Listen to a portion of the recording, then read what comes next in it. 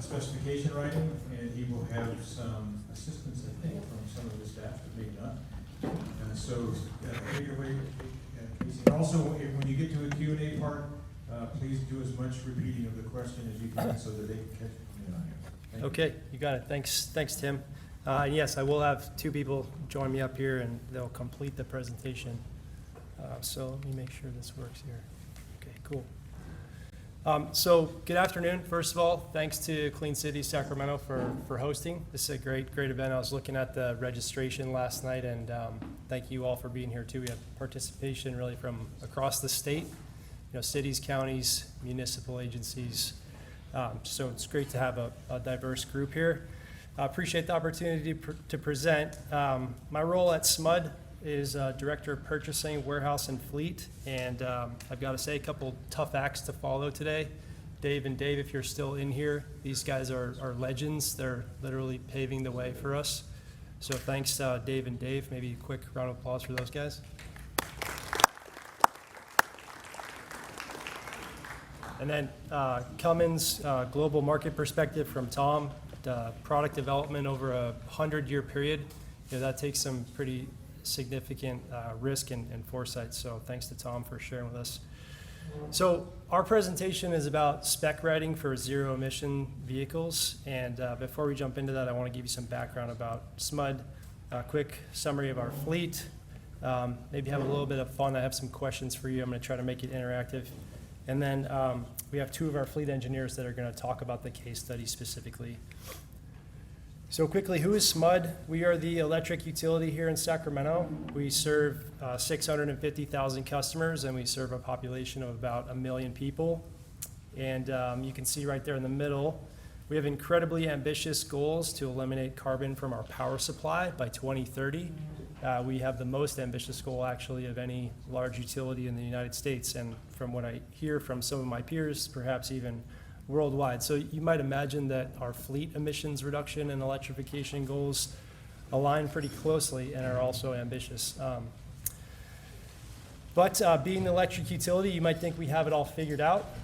We do not. We're here learning with you all just the same. So we're making plans as we go here. Just about our fleet.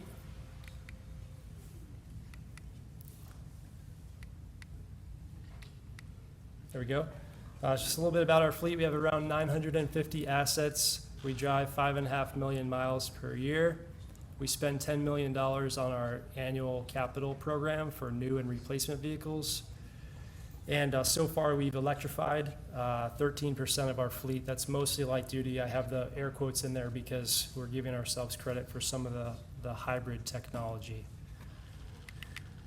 A quick breakdown of our fleet. We have 300 pickups and vans. That's roughly 1/3 of our fleet that drives about half of the miles. 90 bucket trucks, another 10% of our fleet. 1/3 of those have an EPTO or the Altec GEM system. And we have 100 light-duty vehicles, half of these being all of our sedans, our zero-emission vehicles. We're working our way through SUVs and pickups slowly. And then the rest, about 450 on the bottom half of this slide, medium, heavy-duty, and construction equipment items. They only drive about 20% of our miles, but they have very high productive idle time. So that's just a different way to think about it, not just miles, but idle time related emissions. So the point here is we've got a real wide range of vehicles and equipment in our fleet. Digger derricks, cranes, bucket trucks, pickups, service trucks, vans, light duty, off-road construction equipment, snow removal equipment. I had my hand up earlier in the back, Dave, if you're still here, you may not have seen it, but we do have snow removal equipment for our hydro plant operations up in the Sierras and more.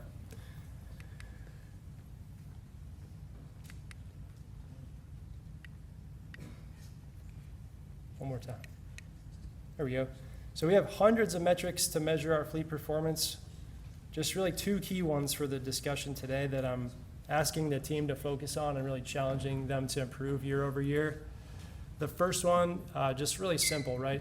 Zero emission miles. We just want to convert miles that are being driven from ICE to zero emissions. So that's on the left, and we're making some progress there year over year.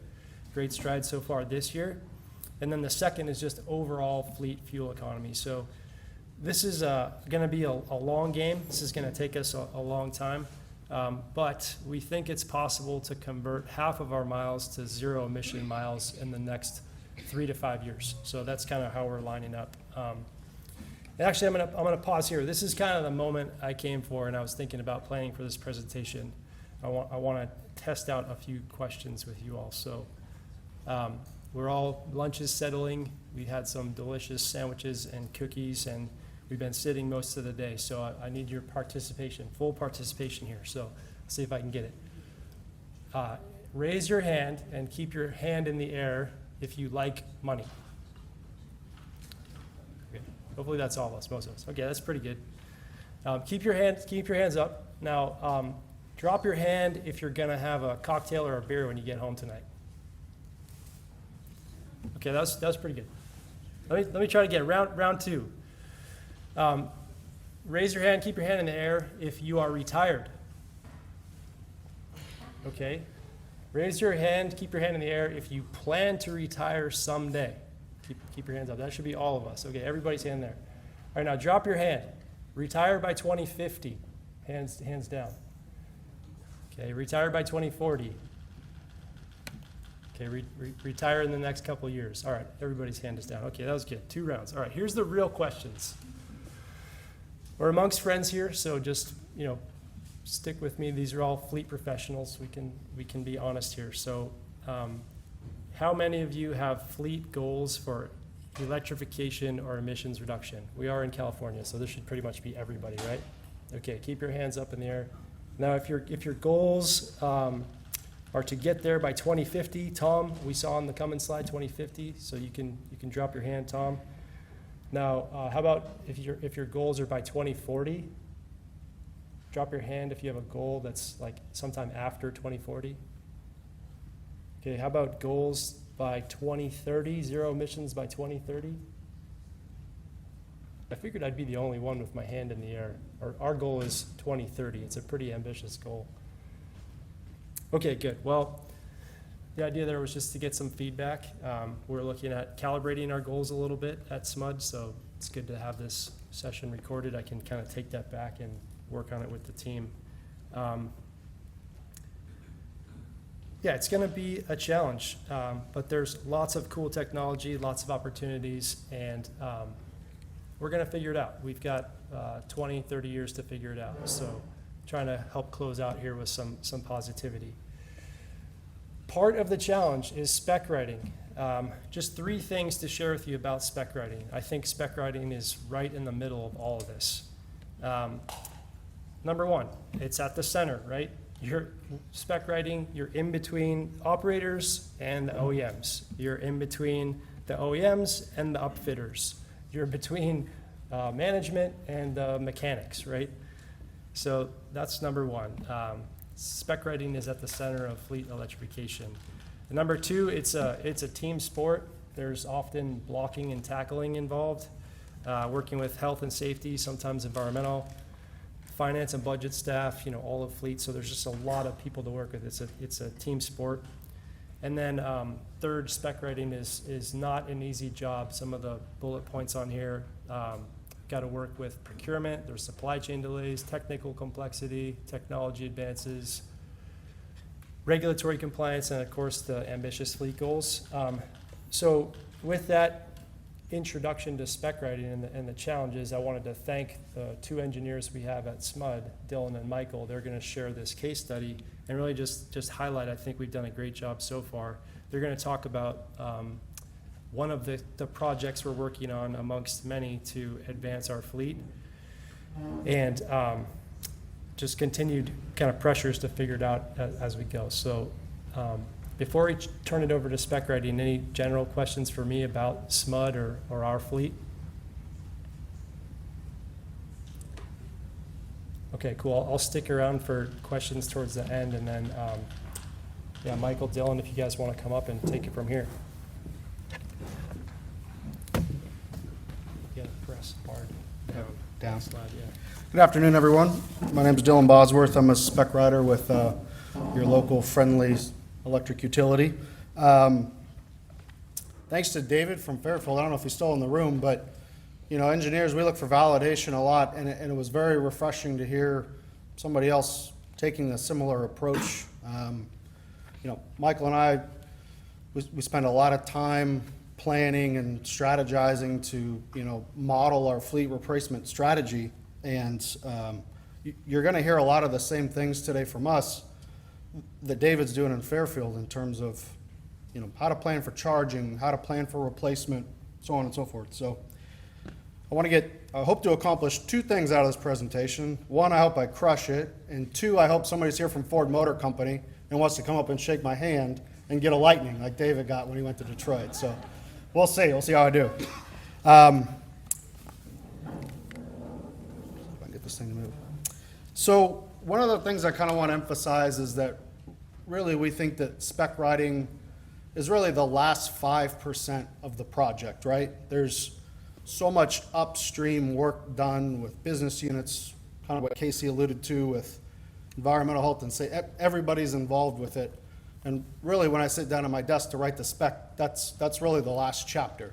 And so what we kind of want to do today is try to have that light bulb moment for somebody in the room that can see something off our slides and think, hey, maybe I can take what SMUD's doing back to our own fleet and use the same methodology and approach to try to find a class of vehicles that you may be able to replace using some of the things that we sort of developed.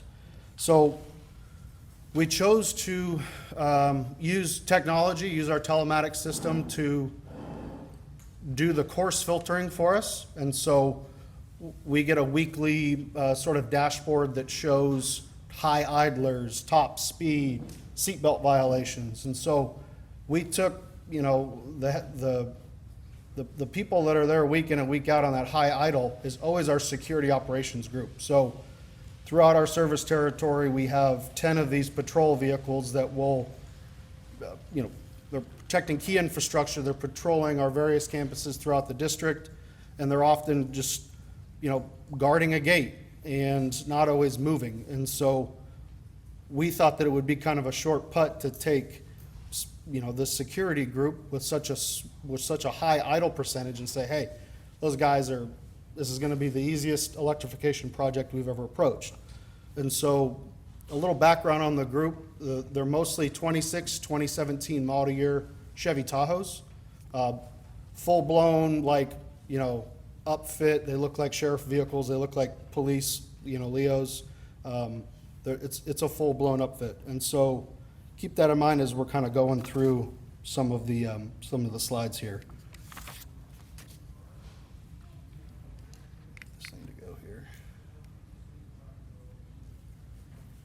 Come on.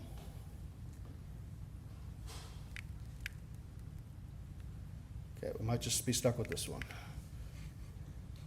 There we go.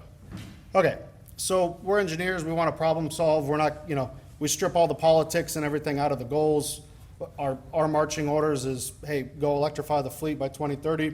That's what we're going to try to solve for. And so we really wanted to take sort of a formulaic approach to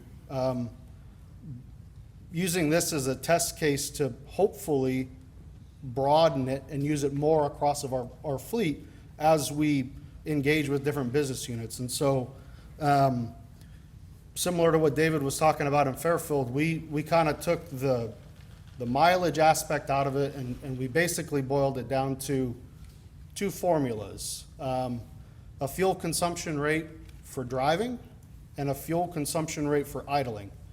And using those burn rates and using approximately 5 months of data that spans, we don't have crazy seasons in Sacramento, but a colder part of the year and a warmer part of the year. So this is through July of 2023. And so,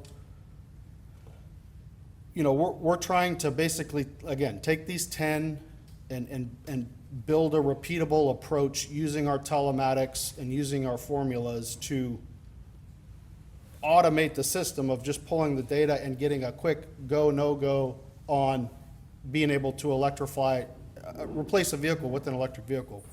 And so some of the headwinds we face just in general when we're spec writing, whether it's electric or not, is some of the institutional sort of knowledge that's built into our spec from many, many spec writers before me. And so starting to kind of break down some of those, legacy type specifications and, starting to engage with business units with new technology, with, reminding them of our 2030 goals to kind of get it in their head. This is the way the company's going. So it's you got to kind of get on board.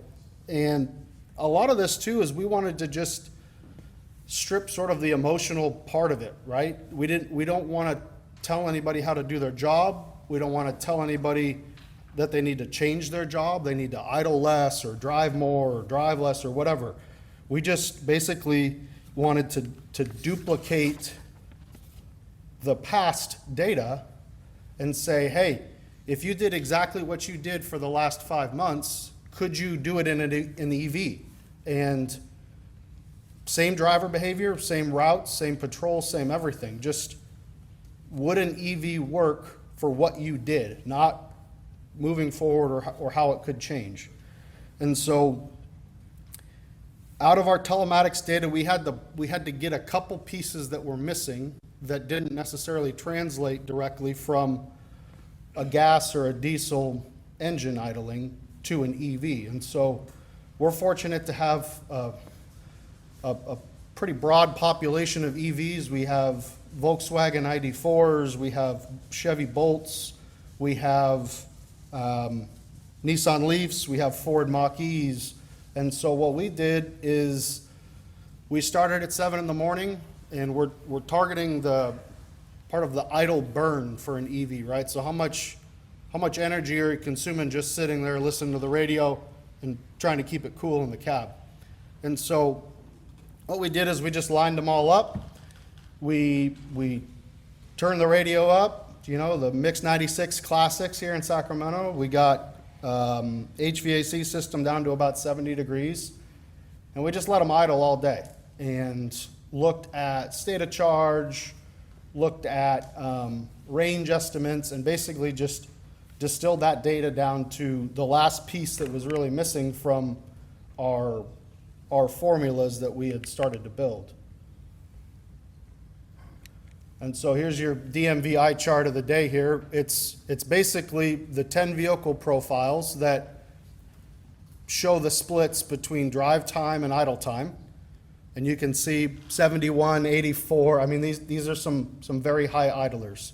And so we're able to kind of back into the driving energy required and the idling energy required. And basically, in the last column here, that total kilowatt hour per day, basically get a number that says how much usable energy is required to do what you did, right? And it's really just creates a first pass filter of, well, there isn't a vehicle out there that you can patrol with that has a 309 kilowatt hour battery. And so Michael's going to kind of show you the deeper dive on sort of how we're going to aggregate this. But this is just sort of an approach to say, look, these are 10 very different vehicles. They're pool vehicles. They're not assigned to individuals. And so I could jump in any one of those 10 if I'm going to go out on a patrol. They're all available pretty much all the time. And so essentially what we wanted to do is take the work group as a whole and say, hey, what if we just electrified your whole work group? Not one or two or, some of the lower drivers, maybe underutilized equipment. We just said, hey, what if we just wiped out all 10 and could you do the work? And so Michael's going to kind of start to show you the deeper dive there in terms of how we assess the individuals, kind of aggregate it, and then start to pick up the spec writing aspect of it and proceed with looking at the business unit as a whole. Thank you. Down button. Down. You gotta push it real hard. Real hard. Oh, too hard. There we go. All right. So a part of this kind of methodology that we also looked at was the actual work group themselves. Dylan and I, we sit in an office, we write spec, we test data, do a bunch of other things, but we don't really know how security used our vehicles every day. So we sat down with them for multiple meetings and to try to understand their work practices and the duty cycles of these vehicles. We were able to determine our minimum specifications. We were able to determine how they're using them, such as the 2 12-hour shifts that they're running a day, and the minimum vehicle requirements that they need to actually get the job done, which is 10. They needed 10 vehicles at a very minimum to get their job done, as well as lighting packages, body accessories. As Dylan said, these are pretty well customized vehicles. They look like a cop car. You can see a picture in the background there.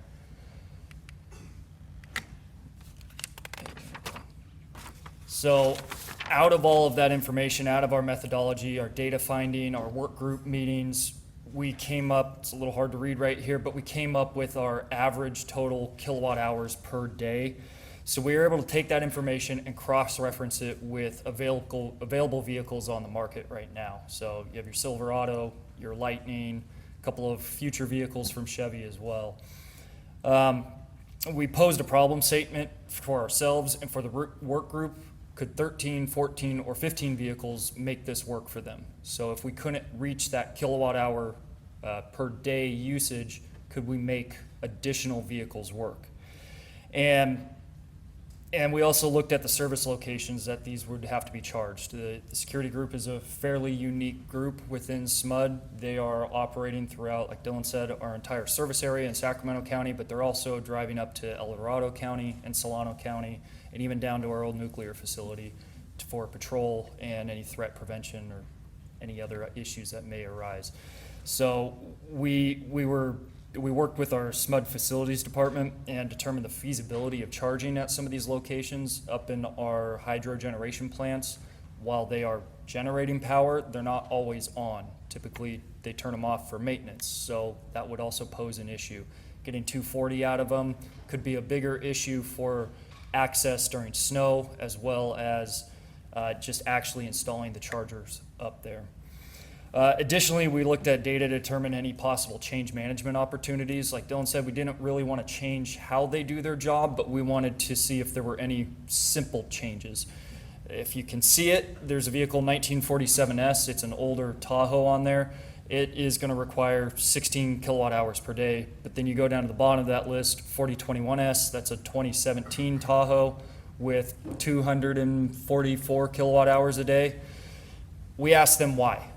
You know, why is this one not being used as much? And why are some of these other ones not being used as much? They bluntly stated to us, well, 1947 is a piece of junk. We don't want to use it. They have a pool of vehicles, the officers go, they grab a key, and then they go do their job. So they choose not to use that vehicle, which is where it comes into play. Let's replace them all. So if we replace them all, is there an opportunity for us to change that behavior? So we're not only picking one vehicle every day. They have any vehicle that they want to choose from.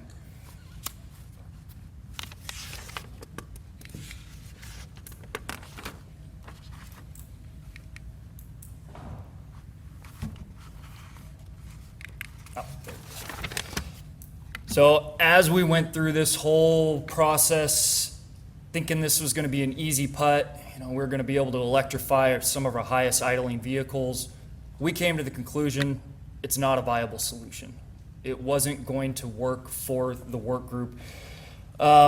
Basically, we came up with it's about a 75 to 80% solution. The largest barriers were the upfit requirements. These patrol officers, they require push bumpers. They require an extensive lighting package that was going to draw more current than EVs can output. Hopefully in the future that will change. They require ballistic panels, and they require some other storage for some of their safety and prevention equipment. So that was a large barrier. The EV availability is a very big barrier for us right now. Again, in the future that will hopefully and it will likely change for us. And the charging infrastructure in those remote locations was a major barrier. It was going to be a significant cost and a significant effort for more than just fleet and more than just security. So another example that we kind of ran through this type of process was our electrical technicians and our meter technicians. Currently, they're driving around in Ford Transit vans. They have also a very extensive upfit package.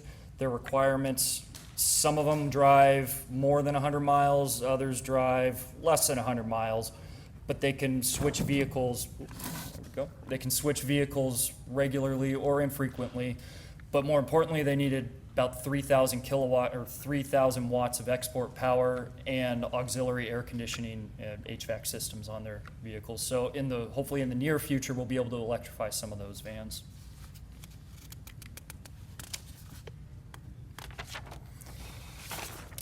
So our focus, I'm going to call it really a new focus. It's just continuing our focus.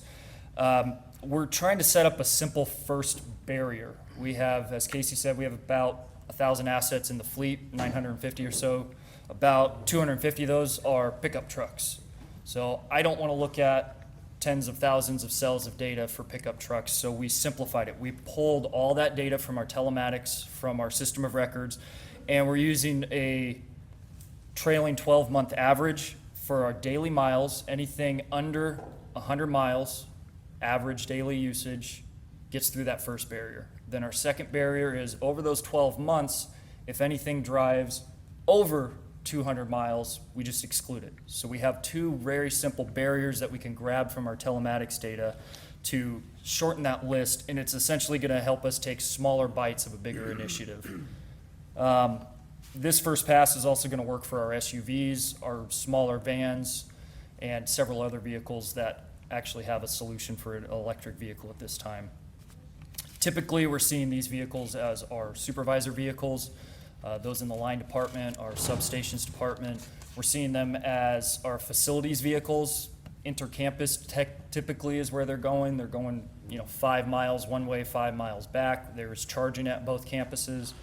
And we're seeing them for our pool vehicles. Those are, again, typically intercampus vehicles that don't have a lot of range or mileage anxiety associated with them.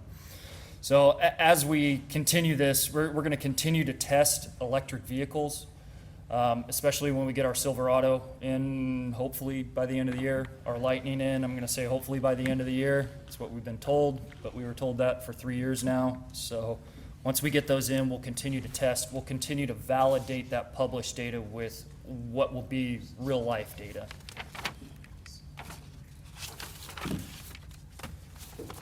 So our 5 takeaways from this exercise is the data exists in the telematics. This helps us formulate our plan for utilization. It helps us formulate our plan for electrifying into the future. Sometimes the data doesn't exist online. So we may need to perform tests to gain real world data, which is what we did in this case.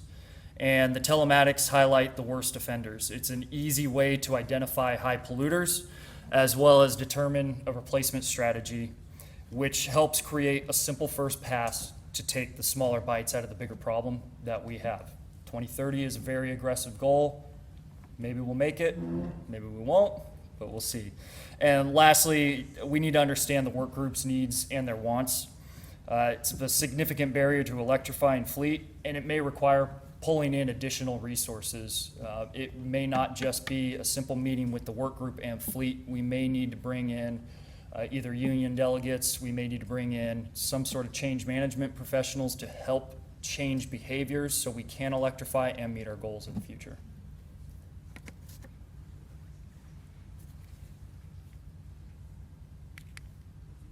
One more. Try it again. There we go. So that wraps up our presentation. We're open for questions.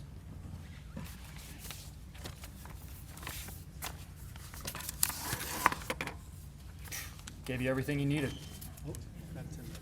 Tim? There we go. Go ahead. What telematics technology are we using? We're using Geotab.